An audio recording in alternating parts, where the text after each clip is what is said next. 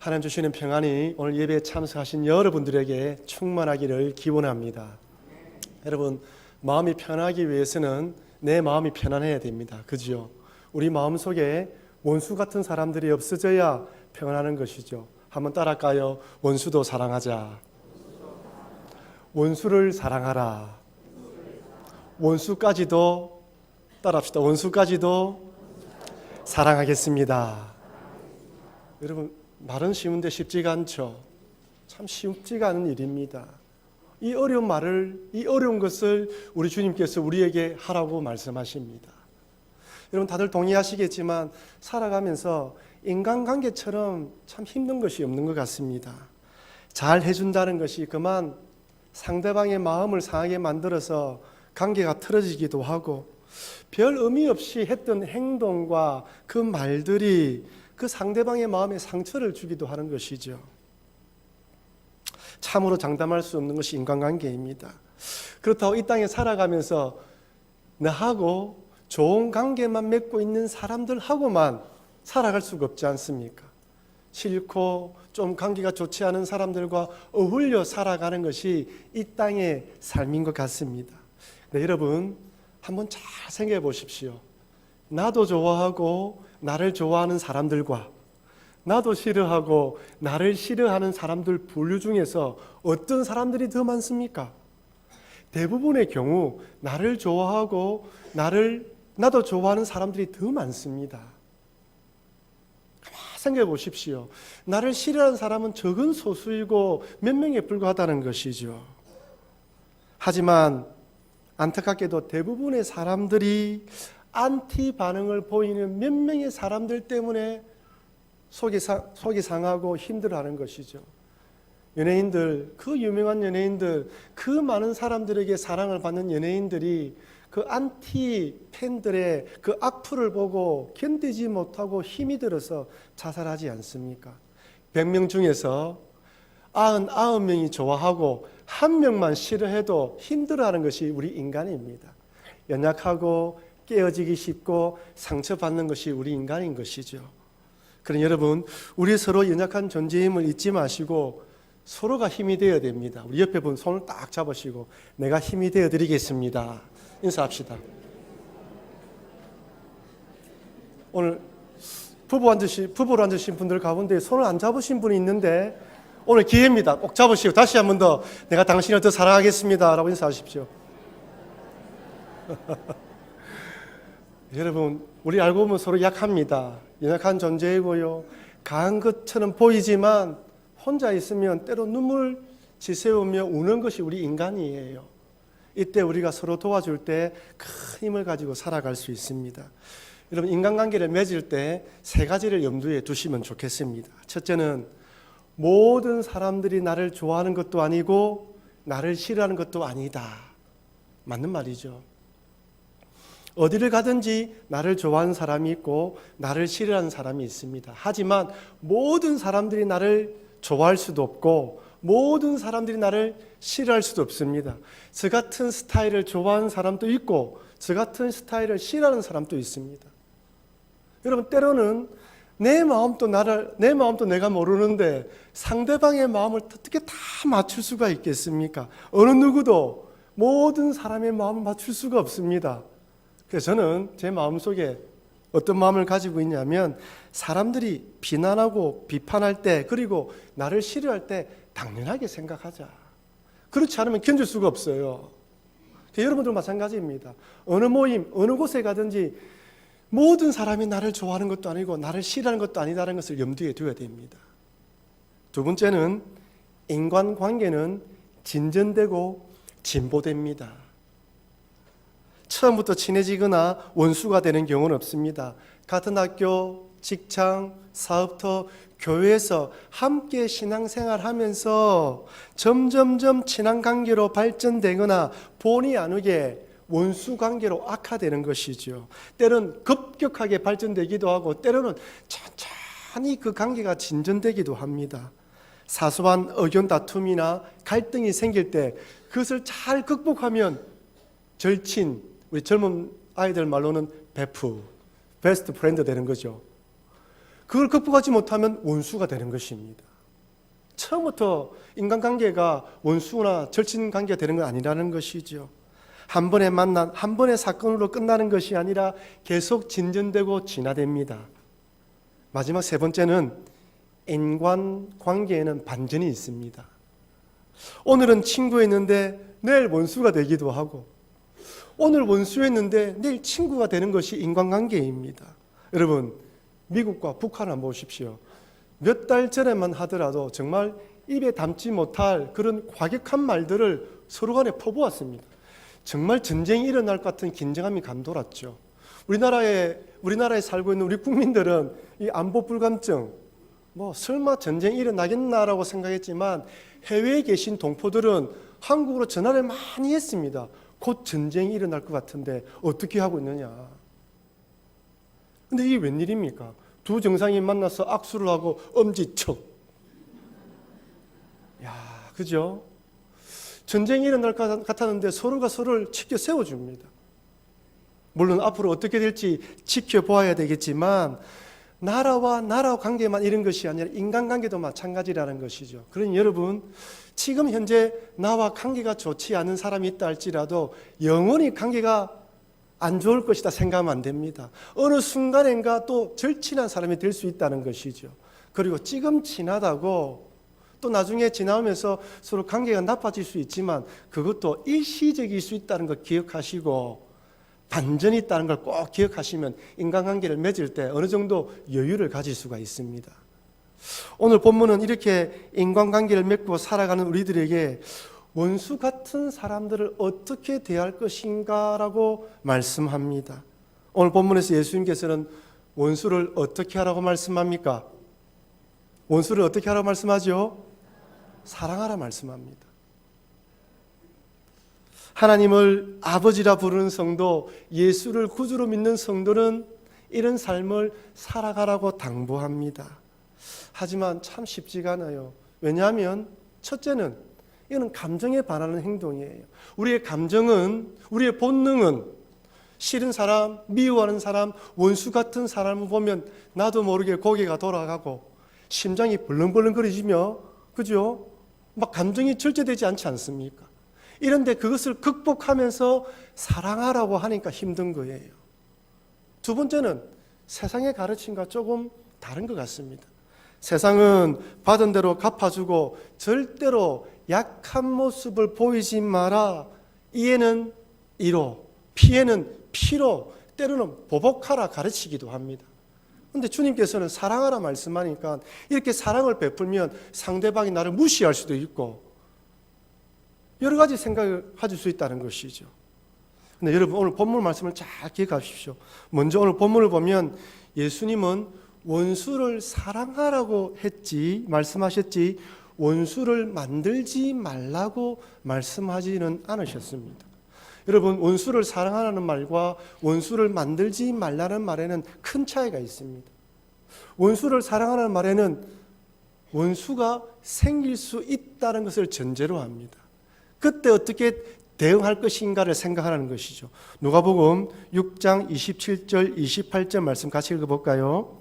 그러나 너희 듣는 자에게 내가 이르노니 너희 원수를 사랑하며 너희를 미워하는 자를 선대하며 너희를 저주하는 자를 위하여 축복하며 너희를 모욕하는 자를 위하여 기도하라. 아멘.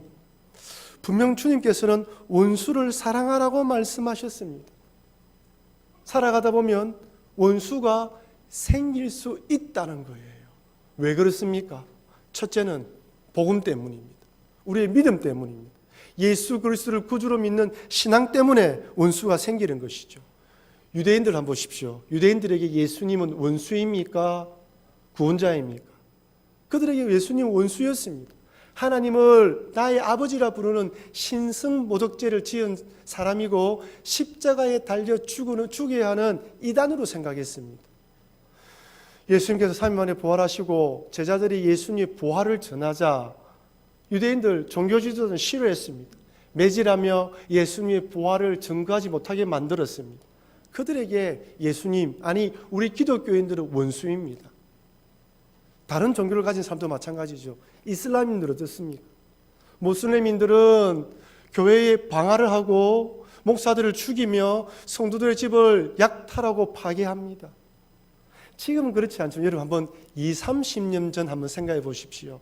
그때 우리나라가 유교와 불교에 참 강해 있을 때 자녀가 교회를 다니면 부모님 가운데에는 자녀 교회 다니지 못하도록 매질을 하기도 하고 심지어 여자아이의 머리를 잘라서 외출하지 못하게도 만들지 않았습니까? 지금도 직장 생활하는 가운데 여러분 주변에 교회 다닌다는 것만으로도 싫어하는 직장 상사가 있지 않습니까? 그래서 복음 때문에 원수 같은 사람이 생길 수 있다는 것이죠. 두 번째는 우리들이 완전하고 완벽하지 않기 때문에 원수 같은 사람들을 만들 수가 있습니다. 우리가 비록 예수님을 구주로 믿었지만 아직까지 완전하고 완벽하게 성화된 것이 아닙니다. 죄를 좋아하는 습관이 있고요. 이 육체의 몸이 죄를 좋아합니다. 정욕과 탐욕과 욕심에 이끌려 살아갈 때가 있는 것이죠. 그래서 나도 모르게 본의 아니게 상대방에게 상처를 줘서 원수 아닌 원수 관계를 맺기도 만듭니다. 또한 우리가 인간이기 때문에 내 스타일과 맞는 사람이 있고 내 기질과 맞는 사람이 있는 거예요.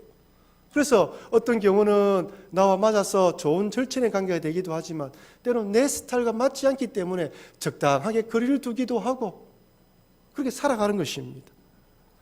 저는 목사이기 때문에 결정해야 될 때가 많습니다. 내가 원하지 않지만 때로는 결정해야 되는 것이죠. 그 결정이 모든 성도들의 마음에 흡족하겠습니까? 아닙니다. 여러분이 선교회에서 사랑방으로 섬겨서 그 안에서 어떤 결정을 하든지 아니 집에서 집안 회의를 하면서 결정을 해도 모든 자녀들의 마음을 만족해 할 수 없지 않습니까? 그러니 본의 아니게 관계가 나빠지기도 하는 것이죠. 이처럼 원수가 생길 수 있기 때문에 주님께서는 우리에게 두 가지 반응 중에 한 가지를 선택하라 말씀합니다. 첫째, 죄인들의 반응이고 두 번째, 예수 그리스도를 구주로 믿는 성도의 반응입니다. 죄인들의 반응은 어떻습니까? 세상 사람들의 반응은 어떻습니까? 세상은 받은 대로 갚아주는 것입니다. 누가복음 6장 32절 34절 말씀 좀 길지만 우리 한번 같이 읽어보겠습니다. 너희가 만일 너희를 사랑하는 자만을 사랑하면 칭찬받을 일이 무엇이냐? 죄인들도 사랑하는 자는 사랑하느니라. 너희가 만일 선대하는 자들만을 선대하면 칭찬받을 것이 무엇이냐? 죄인들도 이렇게 하느니라. 너희가 받기를 바라고 사람들에게 구워주면 칭찬받을 것이 무엇이냐? 죄인들도 그만큼 받고자 하여 죄인에게 구워주느니라. 아멘. 사랑하는 자들을 사랑하고 선대하는 자들을 잘해주며 돈을 받기 위해 구워주는 자들은 구워주는 것은 누구도 한다고요? 죄인들도 합니다. 세상은 철저하게 주고받는 기브 앤 테이크입니다. 여러분 계약서를 쓰지 않지만 결혼식 축의금이나 장례식이 나서 부조를 할 때 우리가 이 부조나 축의금을 하는 의미는 축하와 슬픔에 같이 동참한다는 의미로 드리는 것이지 않습니까? 하지만 결국에는 다 빚입니다. 다 갚아야 돼요. 그래서 어떤 분은 청첩장을 받거나 장례식이 생겼다는 연락을 받으면 결혼식 명부를 살펴보고 장례식 명부를 살펴보아서 받은 대로 그 금액을 축의금을 내든지 부조를 하지 않습니까? 조금 시간이 지나면 조금 더 올려서 축의금을 내거나 부조를 냅니다. 세상은 철저하게 주고받는 것, give and take로 돌아갑니다. 그렇다고 이것이 잘못됐다고 말씀드리는 것이 아닙니다. 이것이 세상의 원리라는 것이죠. 그런데 여러분, 이것이 세상의 원리인데 오늘 본문에서는 이렇게 살아가는 사람들을 세상 사람이라 말하지 않고 누구라 말합니까? 죄인이라 말합니다. 왜 죄인이라는 표현을 썼을까요? 세상 사람이라는 단어를 사용해도 무방한데 왜 죄인이라는 표현을 쓴 것일까요? 그것은 하나님과의 영적인 관계, 하나님과의 관계에서 그들은 죄인이기 때문에 그렇게 살아간다는 것이에요. 그래서 예수 그리스도를 구주로 믿는 성도는, 하나님을 아버지로 믿는 성도는 죄인의 삶이 아닌 성도의 삶을 살아가라고 우리에게 권면하는 것입니다. 그렇다면 성도는 어떤 삶을 살아가야 할까요? 6장 27절 30절 말씀 제가 읽어드리겠습니다. 그러나 너희 듣는 자에게 내가 이르노니 너희 원수를 사랑하며 너희를 미워하는 자를 선대하며 너희를 저주하는 자를 위하여 축복하며 너희를 모욕하는 자를 위하여 기도하라.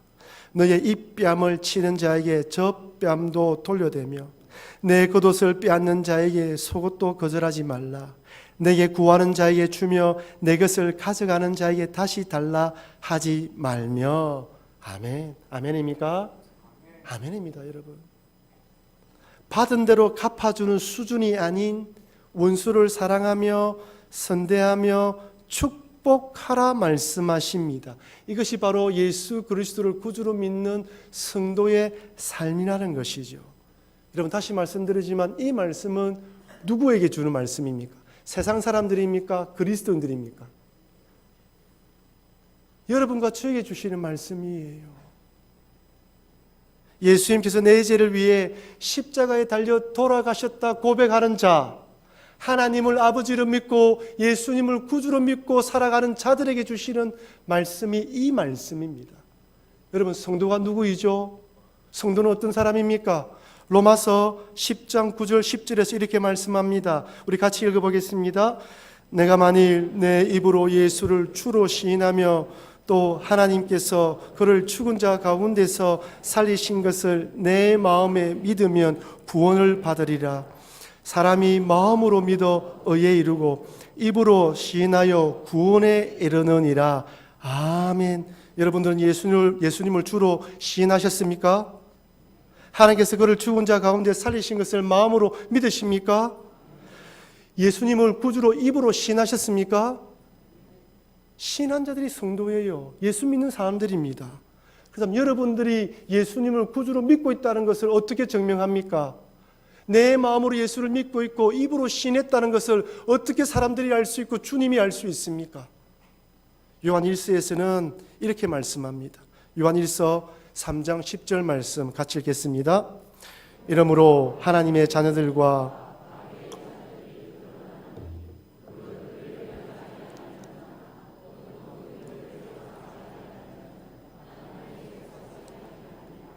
아멘. 무서운 말씀입니다. 이러므로 하나님의 자녀들과 마귀의 자녀들이 드러나나니 무릇 을을 행하지 아니하는 자나 또는 형제를 사랑하지 아니하는 자, 똑같다는 거예요. 을을 행하지 않는 거나 형제를 사랑하지 않는 거나 똑같다는 거예요. 마귀의 자녀입니다. 여러분, 죄송하지만 여러분이 예수님을 구주로 믿는다고 하면서 지금 이 순간 여러분 마음속에 형제를 사랑하지 못하는 마음이 있다면 여러분들은 현재 마귀의 자녀로 살아가고 있다는 거예요. 어떻게 하면 됩니까? 이 말씀을 받아들이면서 내 마음에 찔림이 있다면 내가 지금 바른 신앙의 길을 걸어가고 있지 않구나, 내가 믿음대로 고백하고 있지 않구나, 돌이켜서 믿음의 자리로 돌아오라고 말씀하는 것입니다. 그렇다고 제가 행함으로 구원받는다고 말씀드리는 것이 아닙니다. 믿는 자는 이런 삶을 산다는 것이죠. 오늘 말씀은 단순히 원수를 사랑하라는 사랑의 실천 계명이 아닙니다. 내 신앙을 돌아보라는 것입니다. 나의 신앙을 점검하게 만드는 리트머스 종이와 같아서 만약 현재 원수 같은 사람이 내 마음에 많이 있다면 내가 지금 마귀의 자녀로 행하고 있구나, 돌이켜야 되겠다, 바른 길로 가야 되겠다, 가슴을 치며 통곡하며 간절히 주님을 바라보라는 신앙을 점검하게 보게 만드는 말씀입니다. 다음 여러분, 어떻게 하면 좋을까요? 내 마음속에 그들이 더 커 보이는데 어떻게 하면 좋을까요? 첫째, 나도 하나님께 원수였음을 다시 기억하면서 은혜를 회복해야 됩니다. 여러분, 우리는 전과자입니다. 우리는 과거가 있는 사람들입니다. 우리는 하나님의 원수였으며 사형 선고를 언도받았는데 하나님의 특별한 은혜로 구원받아서 특별 사면 받은 사람들입니다. 그래서 로마서에서 이렇게 말씀하시죠. 같이 읽어볼까요? 우리가 아직 죄인 되었을 때에 그리스도께서 우리를 위하여 죽으심으로 하나님께서 우리에 대한 자기 사랑을 확정하셨느니라. 아멘. 우리가 아직 죄인 되었을 때에 하나님께서 우리에 대한 자기의 사랑을 확정했다고 말씀합니다. 원수령했던 우리를 구원하기 위해 예수 그리스도를 이 땅에 보내셔서 나를 위하여 십자가에 달려 돌아가심으로 우리가 구원받았습니다. 우리가 죄인 되었을 때 말입니다. 이것이 바로 우리의 과거예요. 이 사실을 잊지 않고 그 은혜에 감사하는 자만이 원수를 사랑할 수 있습니다. 왜냐하면요, 하나님의 은혜가 내 마음에 풍성해지면 원수는 작아 보입니다. 하나님의 은혜가 풍성해져서 성령으로 충만해지면 미워하는 사람, 싫은 사람은 작아 보이게 되고요, 불쌍히 여기는 마음이 생기게 돼요. 근데 은혜가 사라지면 그 사람이, 그 원수 같은 사람이 산처럼 보이게 되고 수많은 사람들 가운데 그 사람만 보이게 되는 것입니다. 제가 이 자리에 서서 저와 관계가 좋지 않거나 원수 같은 사람이 있다면 여러분 다 보고 있지만 제 마음에는 그분 때문에 힘들게 설교를 할 거예요. 은혜가 충만하면 우리 안에 어떤 사람이 있더라도 풍성하게 다 받아들일 수가 있는 것입니다. 지금 저는 마이크 어라는 목사님께서 지은 하나님께 놀라다, 이 책 한번 꼭 보십시오. 하나님께 놀라다라는 책을 읽고 있습니다. 이 목사님은 강해 설교로 유명하신 찰스 스윈들 목사님이 퇴임하시고 난 뒤에 그 교회 후임으로 가셔서 지금까지 목회를 하고 계셔요. 이 책의 첫 부분에 언제부턴가 하나님께 기대하지 않게 되었다라고 말씀하시면서 책 중간에 독자들에게 언제 하나님으로부터 놀랐습니까? 라고 질문을 던지고 있습니다. 여러분, 언제 하나님께 놀라봤습니까? 말씀을 읽으면서 찬양하면서 기도할 때 하나님께서 나와 함께 하신다는 인재의 경험을 언제 해보셨습니까? 1년 전입니까? 한 달 전입니까? 우리도 모르는 사이에 예수님께서 나를 위해 십자가에 달려 돌아가셨다는 복음의 메시지를 마치 다 아는 것처럼 생각하며 진부한 교훈으로 받아들입니다. 십자가의 의미를 내 삶 가운데 전혀 접목시키지도 못하면서도 마치 다 아는 것처럼 십자가에 관한 말씀만 들으면 길을 닫아버려요. 십자가에 면역이 생긴 것입니다. 더 이상 십자가의 대속의 사건이 내 인생의 빅 이슈가 되지 못하는 것이죠. 더 이상 하나님에 대해서 놀라지 않습니다. 십자가 은혜에 대해서 감동받지 않습니다. 무덤덤하게 와서 예배드리고 돌아가는 것이죠. 어찌 보면 원수 사랑을 포함한 우리에게 일어나는 대부분의 문제들은 십자가 사랑이 식어진 결과라고 할 수 있습니다. 십자가 사랑이 우리 마음속에 퇴색되어지고 희미해졌기 때문에 성령으로 충만하지 못하여 하나님의 말씀, 원수까지 사랑할 수 있는 그런 실천의 원동력을 잃어버린 것이죠. 그러니까 여러분, 원수 사랑은 단순히 관계 문제가 아니라 신앙의 문제임을 자각하며 십자가의 사랑을 회복해달라고 기도하시는 여러분과 제가 되길 바랍니다. 원수 같은 나를 위하여 십자가에 달려 돌아가신 예수님의 은혜가 충만케 해달라고, 처음 십자가의 은혜를 깨닫고 누렸던 구원의 감동이 회복하게 해달라고, 더 이상 하나님을 기대하지 않고 놀라지 않는 나의 신앙을 안타깝게 여기며 주님 불쌍히 여기달라고 기도하시는 여러분과 제가 되길 주의 이름으로 축원합니다. 이런 마음이 내 마음이 충만해질 때 원수를 사랑할 수 있고요, 하나님을 말씀에 순종할 수 있게 되는 것입니다. 두 번째, 이렇게 기도하면서 축복의 말을 해야 합니다. 한번 따라합시다. 축복합시다. 지난 목요일에 있었던 여전도 연합회 때도 제가 잠시 언급했는데, 여러분 말에는 능력이 있죠. 축복의 말에는 우리가 생각하는 그 이상의 능력이 있습니다. 그래서 성경에서는 계속해서 우리 그리스도인들에게 축복하라고 말씀합니다. 하나님께서는 로마서에서 이렇게 말씀합니다. 로마서 12장 14절 같이 읽어보겠습니다. 너희를 박해하는 자를 축복하라. 축복하고 저주하지 말라. 축복하라는 말씀 두 번 연달아 넣어오죠. 그만큼 강조하는 거예요. 성경 곳곳에 박해하는 자, 핍박하는 자, 저주하는 자를 축복하라 말씀합니다. 여러분, 축복에는 능력이 있습니다. 사실 여러분, 저 멀리서 내가 싫어하고 관계가 좋지 않은 사람, 원수 같은 사람이 오면 어떻게 됩니까? 나도 모르게 고개가 돌아가고요, 그 다음에 심장이 이렇게 벌렁벌렁거리면서 막 긴장됩니다. 마음이 불편해요. 이때 어떤 사람은 우황청심환을 꺼내 먹습니다. 여러분, 이때 우황청심환을 드시지 마시고 마음속으로 주님, 저 사람을 축복합니다. 딱 말해 보십시오. 선포를 해 보십시오. 축복한다고 이야기를 딱 던지는 순간 마음에 미움의 쇠사슬이 싹 풀려나요. 제가 경험해 봤습니다. 한번 해보십시오. 모든 관계가 풀려져 나와요. 여러분, 축복에는 일석이조의 효과가 있는데 두 가지 효과가 있습니다. 첫째, 방금 말씀드린 것처럼 미움의 쇠사슬, 원수 같은 마음의 쇠사슬이 풀려 나옵니다. 이상하게 그렇게 축복하면 마음이 안정이 돼요. 더 이상 그 사람을 볼 때 미워지지가 않아요. 첫 번째 효과입니다. 두 번째 효과는 나에게 복이 와요. 내가 복을 빌었는데 그 사람이 받지 않으면 그 복이 누구에게 옵니까? 나에게 오는 거예요. 일석이조의 효과죠. 그래서 그런 사람들을 향하여 축복을 빌어야 됩니다. 여러분, 이 시간에 우리 다 같이 한번 복을 빌어봅시다. 다 마음속에 좀 찝찝하고 싫어 미운 사람 있죠? 이름을 말하면 안 됩니다. 이름 말하지 마시고 저를 따라합시다. 하나님, 그 사람을 축복합니다. 하나님, 그 사람의 자녀와 배우자를 축복합니다. 하나님, 그 사람이 하는 일마다 잘 되게 해주십시오. 아멘. 아멘입니까? 여러분, 집에 가셔서 그 사람이 생각날 때마다 이렇게 축복해 보십시오. 그러면 저처럼 사랑방 모임할 때마다, 순교 모임할 때마다 이런 기쁜 일이 있었어라고 간증할 수 있을 것입니다. 이런 복된 간증을 해나가시는 우리 모든 성도님 되시기를 주의 이름으로 축원합니다.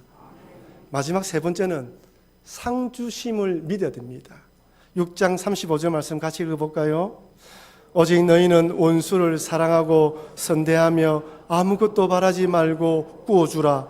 그리하면 너희 상이 클 것이요 또 지극히 높으신 이의 아들이 되리니 그는 은혜를 모르는 자와 악한 자에게도 인자하시니라.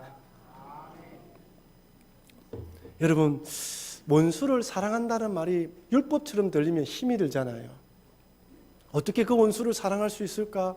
축복하면서 또한 기대를 해야 됩니다. 이것을 극복하면 하나님께서 어떤 상을 주실까? 여러분, 반드시 어려운 문제를 통과하면 하나님 상 주십니다. 내가 극복할 수 없는 것, 내 힘으로 할 수 없는 것, 믿음으로 극복하면 하나님 반드시 상 주시는 거예요. 상이 클 것이라 말합니다. 하나님, 내 힘으로 참 그 사람을 사랑할 수 없지만 주님 축복하며 또 주님 말씀이기 때문에 또한 주실 상을 기대하며 제가 축복하며 사랑하려고 합니다. 저의 마음을 붙들어 주십시오. 기대해 보십시오. 그럼 여러분, 이 땅에 살아있을 때는 축복이 내게로 돌아오고 주님 앞에 섰을 때는 주님 주시는 상이 우리를 기다리는 것입니다. 이것은 오직 그리스도인들에게 주시는 하나님의 축복인 것이죠. 사랑하는 성도 여러분, 참 이 땅에 살아가다 보면 믿음 때문에 덜 성숙한 신앙으로 관계가 틀어지기도 하고 미워지기도 하고 원수처럼 지낼 수 있는 것이 우리의 연약함입니다.